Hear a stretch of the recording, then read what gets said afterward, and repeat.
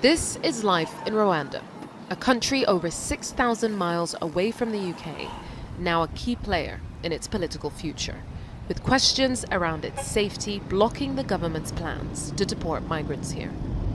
What's striking is just how clean Kigali is by any standard and how well organized it seems. It also does, on the surface, feel incredibly safe.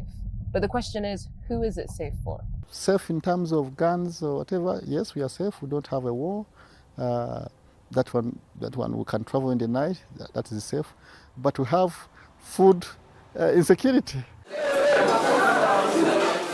This emergency transit centre is what the UK and Rwandan governments have cited as a precedent to their deal.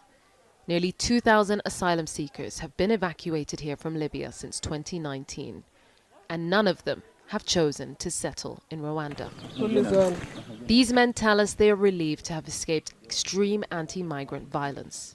No matter how many years you stay in Libya, you never feel safe, says Al-Tayyib from Sudan.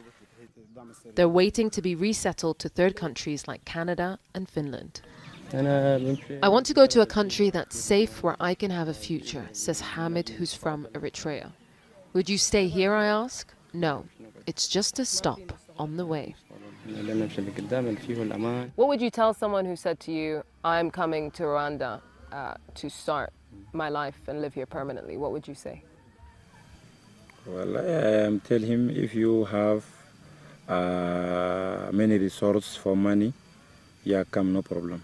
But if you start in the beginning, I tell him not come. And inside, a yell of disbelief, as I tell the women here that the UK is still pushing to send migrants to Rwanda. After they exhausted themselves to cross the Sahara and the sea, and then to be sent back is devastating. There's relief here as people wait to fly out. But this isn't where those deported from the UK will be staying. It's back in Kigali at the Hope Hostel, block booked by the UK since May of last year. It does feel eerily empty, waiting for asylum seekers to come from the UK. But it wasn't always empty. It was actually built to house the survivors of the 1994 genocide who'd lost their families. The hostel was accommodated around of 220 orphans. By May last year, how many were living here? It's around of 22, but they are already graduated.